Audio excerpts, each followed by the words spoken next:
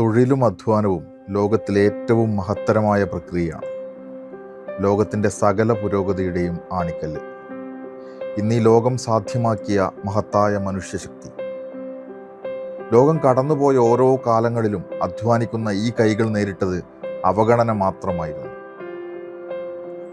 തൊഴിൽ ചെയ്യുന്നവർ ഉടമയുടെ കയ്യിലെ ഉപകരണങ്ങൾ മാത്രമായി മാറിയ കാലം. ഉടമ തീരുമാനിക്കുന്നതാണ് തൊഴിൽ സമയം. അതിന് ലഭിച്ചതോ തുച്ഛമായ വരുമാനവും ആരോഗ്യം നിലനിർത്താൻ പോലും പര്യാപ്തമല്ലാത്ത ഭക്ഷണവും.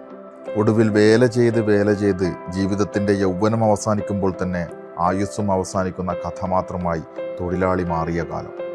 രാജഭരണവും ജന്മിത്വവും കൊളോണിയൽ ഭരണവുമെല്ലാം മാറി മാറി വന്നിട്ടും തൊഴിലെടുക്കുന്നവരുടെ അവസ്ഥ മാത്രം മാറ്റമില്ലാതെ തുടർന്നു.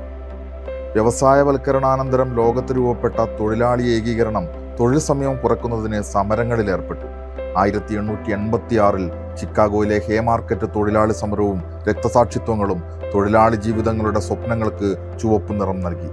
പിന്നീടുണ്ടായ തൊഴിലാളി മുന്നേറ്റങ്ങൾ ആഗോളതലത്തിൽ 8 മണിക്കൂർ ജോലി, 8 മണിക്കൂർ വിശ്രമം, 8 മണിക്കൂർ വിനോദം എന്ന തൊഴിൽ നിയമം സാധ്യമാക്കി.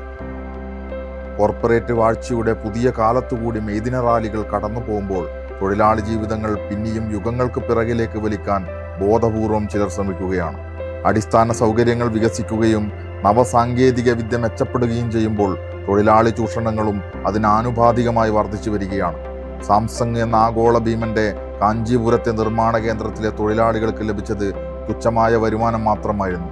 അതിനെതിരെ നടന്ന ഐതിഹാസിക സമരം 38 ദിവസം നീണ്ടു നിൽക്കുകയും 212 ദിവസം നിയമ പോരാട്ടം നടക്കുകയും ചെയ്തു. ഒടുവിൽ അന്തിമ വിജയം തൊഴിലാളികൾക്കായിരുന്നു. ബംഗളൂരു കേന്ദ്രീകരിച്ച് വിവിധ IT സ്ഥാപനങ്ങളിലെ ജീവനക്കാർക്ക് തൊഴിൽ സമയം സംബന്ധിച്ച് സമരം ചെയ്യേണ്ടി വന്നതും കലണ്ടറിലെ ഈ അടുത്ത വർഷങ്ങളിലാണ്. ഡൽഹിയിലെ നോയിഡയിൽ നടക്കുന്ന തൊഴിലാളി സമരങ്ങൾ മെച്ചപ്പെട്ട വേതനത്തിനും ആരോഗ്യ സാഹചര്യങ്ങൾ ഉറപ്പുവരുത്തുന്നതിനും വേണ്ടിയാണ്. തുച്ഛമായ വരുമാനം മാത്രമല്ല, ശുദ്ധമായ കുടിവെള്ളം പോലും 10,000 വരുന്ന നോയിഡയിലെ തൊഴിലാളികൾക്ക് ലഭിക്കുന്നില്ല. ഇതിനെല്ലാം അപ്പുറം ആഗോളതലത്തിൽ അംഗീകരിക്കപ്പെട്ട തൊഴിൽ നിയമങ്ങളെ അപ്പാടെ അട്ടിമറിക്കുന്ന മോഡി സർക്കാരിൻ്റെ ലേബർ കോഡും കടന്നു വരുന്നു.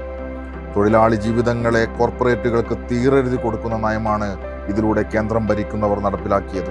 അതിനെതിരെയും തൊഴിലാളി പക്ഷത്തിൻ്റെ കനത്ത സമരം നടന്നുകൊണ്ടിരിക്കുകയാണ്. സമരമെന്ന് കേൾക്കുമ്പോൾ നെറ്റി ചുളിക്കുന്ന മനുഷ്യർ ഇപ്പോഴും നമുക്കിടയിലുണ്ട്.